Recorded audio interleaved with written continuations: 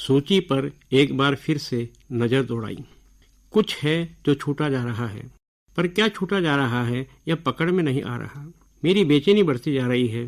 झुंझलाहट में बार बार उठने और बैठने के अलावा कुछ सूझ नहीं रहा। वह बहुत जरूरी नाम है और बहुत करीबी भी। 7वीं या 8वीं बार मैं सूची पर नजर डाल चुका हूँ। इस सूची में आधे से ज्यादा नाम वे हैं जो पहली बार में छूट गए थे। हर बार जब नजर डालता हूँ तो लगता है शायद वह मुकम्मल हो चुकी है। फिर भीतर से कोई आवाज आती है कि नहीं, अभी नहीं, कोई बहुत जरूरी नाम है जिसे तुम भूले जा रहे हो। कभी कभी तो झुंझलाहट इतनी बढ़ जाती है कि खुद पर गुस्सा आने लगता है। क्यों इस व्यूह में आ गिरा हूँ, और वह भी अपनी मर्जी से। आखिर अगर यह आयोजन नहीं भी करूं तो क्या फर्क पड़ जाएगा। दुनिया इसी तरह चलती रहेगी। मेरी जिंदगी के दिन बचे ही कितने हैं। वे सीधे और स्पष्ट होकर नहीं कहते, लेकिन दीवार पर लिखी साफ इबारत हर बार मेरी आंखों के सामने है। वक्त अब ज्यादा नहीं बचा है। सफर अब उतना रोमांचक नहीं लगता। एक हल्की मदिर थकान बाहर देखने से रोकती है और भीतर अब ज्यादा डूबा नहीं जाता। वहां स्मृतियों के सघन वन हैं जिनके बीच जाने का हौसला बचा नहीं है। किसी डूबती हुई शाम की नीम रोशनी में एक अधूरा पत्र पूरा करने की कोशिशों में बस चांद के निकलने का इंतजार करते रहने की धुंधली छाया भर वहां दिख पड़ती है। उसके आसपास जितने नाम ध्यान आ सकते थे वे इस सूची में हैं। वे शुरू से ही थे। मुझे हमेशा ये डर रहा कि मैं कहीं उन्हें भुला न दूं या वे कहीं मुझे न भूल न जाएं। जब भी मौका मिलता रहा मैं उन्हें याद दिलाता रहा। यह उन दिनों की बात है जब हम चिट्ठियां लिखा करते थे और शहर में डाकिये की धूम होती थी। लोग पत्रों के लिए ही नहीं, किसी खास पते तक पहुंचने का सटीक और छोटा रास्ता खोजने के लिए भी डाकिये को पकड़ लेते थे। उधर जनरल पोस्ट ऑफिस की इमारत में उस बड़े हॉल के बाहर आते जाते डाकियों को हसरत भरी नजरों से देखने वाले लोग तब मिल जाते थे। उनके चेहरे देखकर पता चल जाता था कि वे चिट्ठियां बांटकर आ रहे हैं या बांटने के लिए बाहर निकल रहे हैं। जब वे चिट्ठियां बांटने निकलते तो उनकी चाल में चुस्ती होती थी और आंखों में उत्साह।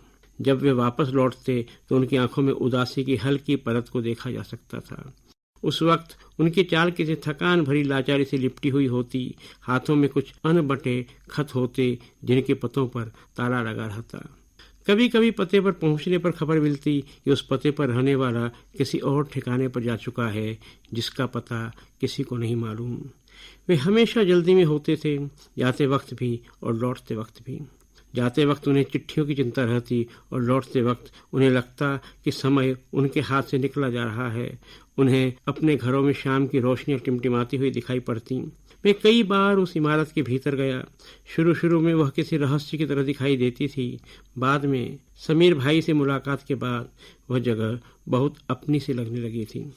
समीर भाई उम्र में मुझसे बहुत बड़े थे, लेकिन उम्र के लंबे फासले के बावजूद हम कब दोस्त बन गए यह मुझे याद भी नहीं रहा। समीर भाई का शरीर लंबा और पतला था। आंखों पर पड़ा चश्मा सबसे पहले ध्यान खींचता था। उनके चेहरे पर एक मुस्कुराहट हमेशा बनी रहती थी और वे मुस्कुराते हुए भी किसी दर्द में डूबे रहते। आप अपने काम से कभी ऊबते नहीं समीर भाई? एक बार मैंने पूछा था।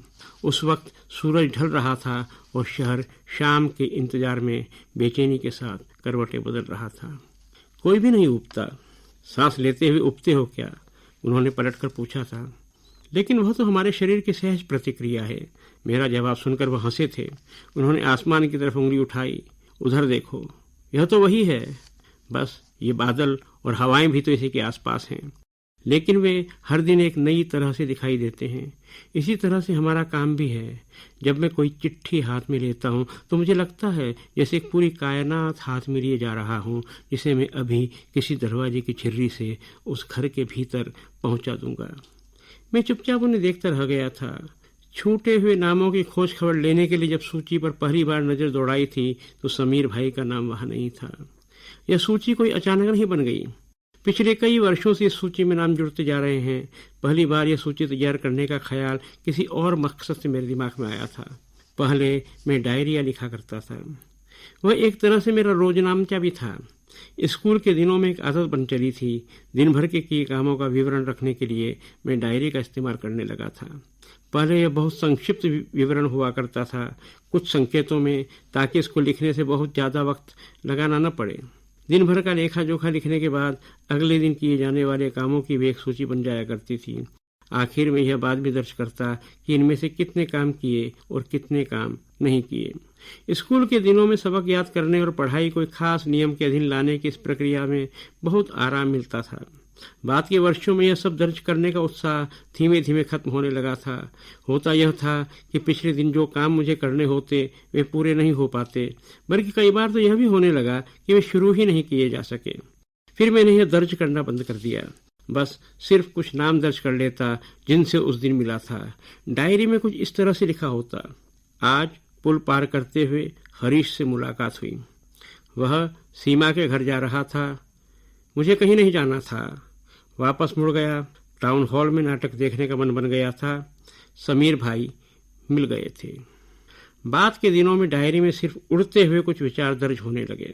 अब तक सब लोगों के नाम लिखना छोड़ दिया था। सिर्फ वे नाम या घटनाएं दर्ज करता जो जरूरी लगती कि कभी जब पलट कर देखूंगा तो कुछ खुद पर यकीन बढ़ने लगेगा कि भविष्य के बारे में मेरा आकलन कितना सही था।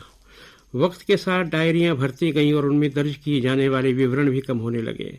बस अपने मन के ख्याल वहां जगह बनाने लगे। बाद के सालों में वहां जो शब्द दर्ज होते वे किसी नाटक की भूमिका में कहे जाने वाले एकालाप की तरह लगने लगे थे।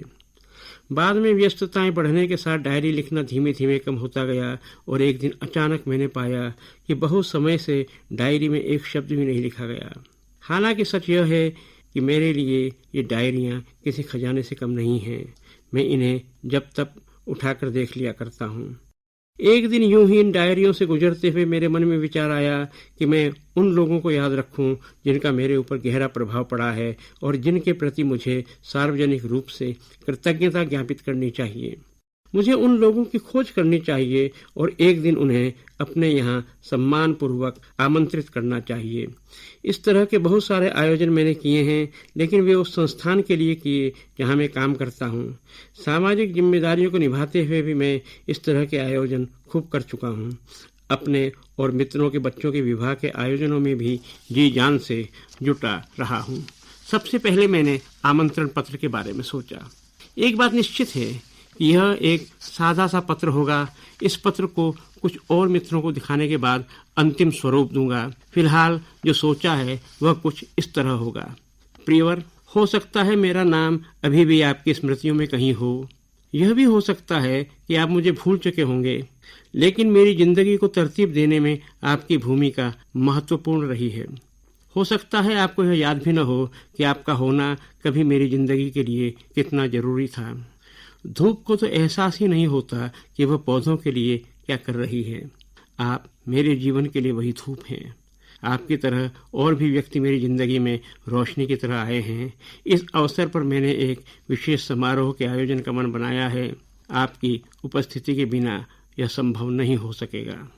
आमंत्रण तो तैयार हो जाएगा, उसमें कुछ वक्त नहीं लगना है, लेकिन पहले मुझे वो सूची तैयार करनी है जिससे मैं अपनी जिंदगी की धूप का कतरा कतरा सहेज सकूं। इस सूची को तैयार करने के सिलसिले में मुझे कई बार डायरियां टटोलनी पड़ी हैं। उनमें दर्ज नामों के बारे में सोचते हुए जिंदगी के उन दिनों को अपनी स्मृति में फिर से जीने की कोशिश करनी पड़ी हैं। कई बार यह भी हुआ है कि पहली नज़र में मुझे उन विवरणों में कुछ खास बात नजर नहीं आई। बार बार देखने के बाद सहसा किसी कौंध की तरह उनके बीच कुछ ऐसा उद्घाटित हो उठता है कि लगता अपने जीवन के किसी अनसुलझे रहस्य की कुंजी हाथ आ लगी है। एक जगह डायरी में लिखा है, रात सपने में मैंने एक टूटा हुआ पुल देखा। मैं उस पुल के बीच में हूँ। पुल के नीचे कोई नदी नहीं है। मेरी सांसें बहुत तेज चल रही हैं। पुल के उस पार समीर भाई खड़े हैं। चिट्ठियाँ उनके हाथ में हैं। मैं उन तक पहुंच नहीं पा रहा हूं। मेरे पांव जैसे एक ही जगह धंसे जा रहे हैं। उन दिनों के विवरणों में समीर भाई का जिक्र कई बार आया है, लेकिन उन विवरणों में पोस्ट ऑफिस का जिक्र कहीं नहीं है। सपने में देखी चिट्ठियों का जिक्र है, लेकिन यह भी सच्चाई है कि मैंने कभी भी औपचारिक कामकाजी मसलों के अलावा चिट्ठियां नहीं लिखी हैं। तब ध्यान आया कि समीर भाई ने सबसे पहले मुझे नाटकों की दुनिया से परिचित कराया था। जब भी किसी नए नाटक का मंचन होता, समीर भाई मुझे वहां ले चलते। उनके पास नाटक के लिए कुछ विशेष आमंत्रण हुआ करते थे। इस तरह समीर भाई मेरी जिंदगी में एक खास तरह का सौंदर्य बोध विकसित करने के लिए जिम्मेदार थे। समीर भाई का नाम दर्ज करने के बाद मुझे लगा कि सिर्फ डायरियों और दूसरे कागजों के भरोसे नहीं रहना चाहिए। इस सूची को तैयार करने के लिए मुझे स्मृतियों के सघन वन के भीतर प्रवेश करना होगा। जितना भी जो भी मेरे साथ बचा रह गया है, स्मृतियों का भी क्या भरोसा, कब साथ छोड़ जाएं। हालांकि यह आयोजन इतना आसान नहीं होने जा रहा है। नामों की सूची पूरी होने के बाद मुझे उनकी खोज खबर भी तो लेनी होगी। वे लोग अब कहाँ हैं, किस हाल में हैं, उन तक आमंत्रण किस तरह से पहुंचाया जाएगा। बहुत सारे नाम तो वे होंगे जो इस दुनिया में ही नहीं रहे। शुरू में मैंने सोचा था कि उन्हें सूची में रखना उपयोगी नहीं होगा। फिर भीतर से कोई आवाज आई कि नहीं, यह सूची किसी व्यावहारिक कारण की वजह से अपने निर्धारित उद्देश्यों से नहीं भटकनी चाहिए। यह उन लोगों के लिए मेरी कृतज्ञता की घोषणा है जिन्होंने मेरी जिंदगी को एक दिशा दी। इस बारे में सोचते हुए फिर मुझे कठिनाइयों का सामना करना पड़ा। मेरी जिंदगी को दिशा देने में तो उन बहुत सारे लोगों का भी हाथ है जो मेरे समकाल से परे किसी और खंड में, किसी दूसरे देशकाल में रहते आए हैं।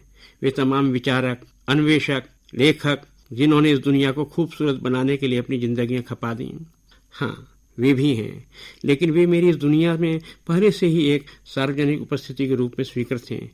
यह तो उन नामों की सूची है जिन्होंने मेरे एक व्यक्ति के परिवेश और जिंदगी को गढ़ा है। इस विचार के बाद मैंने सूची को एक और नज़र से देखा तो लगा कि बहुत सारे नाम इसमें जुड़ने चाहिए। फिर एक और परेशानी की तरफ मेरा ध्यान गया, उन तक आमंत्रण कैसे पहुंचेगा। लेकिन इस समस्या को मैंने फिलहाल स्थगित किया हुआ है। पहले तो यह सूची मुकम्मल हो जाए। बार बार सूची को देखता हूँ। यह कहूँ तो गलत नहीं होगा कि पिछले कई सप्ताह से मैं हर पल इस सूची के साथ सांसें ले रहा हूँ। जब मैंने सूची को संशोधित करना शुरू किया तो शुरू में नए नाम बहुत आसानी से जुड़ते चले गए। बाद में उन्हें खोजने के लिए स्मृतियों के उन बीहड़ों में खूब भटका। अक्सर चुपते हुए शब्दों के धुंधलकों में जाने की हिम्मत नहीं होती थी। फिर भी गया और दुखते हुए दंश वहां मिले। वे नाम कभी भूला तो नहीं था, लेकिन जिंदगी के खातों से मैंने उन्हें हटा दिया था। अब वे फिर से सामने आ खड़े हुए हैं। पहले सोचा था कि इन्हें सूची में नहीं होना चाहिए। बहुत सोचने के बाद लगा कि उन्हें दर्ज होना चाहिए। उन्हें किस तरह आमंत्रण भेजूंगा यह भी तय करने का वक्त नहीं। वे मेरे चुपते हुए एकांत के दर्दनाक पल हैं। उन्हें भी मैंने सूची में जगह दी है। अब यह सूची लगभग पूरी हो चुकी है। फिर भी मैं इसे बार बार दोहरा रहा हूँ। कुछ छूटा जा रहा है। 3 बार और मैं सूची को पूरी तरह देख चुका हूँ। कोई नया नाम ध्यान नहीं आ रहा, लेकिन भीतर से एक आवाज बार बार कह रही है कि कुछ छूटा जा रहा है। अब मैंने सूची की तरफ देखना बंद कर दिया है। आंखें बंद करता हूँ। एक बेचैनी लगातार भीतर घुमड़ रही है। बहुत पुराने वक्तों की एक रसोई अचानक आंखों के सामने आ खड़ी होती है। जलती हुई लकड़ियों के बीच धुआं धुआं होती छत दिखाई देती है। तेरी नाल इस चूल्हे के पास गड़ी हुई है। कहीं भीतर से माँ की आवाज़ सुनाई देती है। पूर्णा कहती थी, इसकी नाल यहीं गाड़ दो, हमेशा यहीं बना रहेगा। पूर्णा उस दाई का नाम था जो मुझे बहुत मुश्किलों के बाद इस दुनिया में लाई थी। मैं उसी का नाम भूला जा रहा था।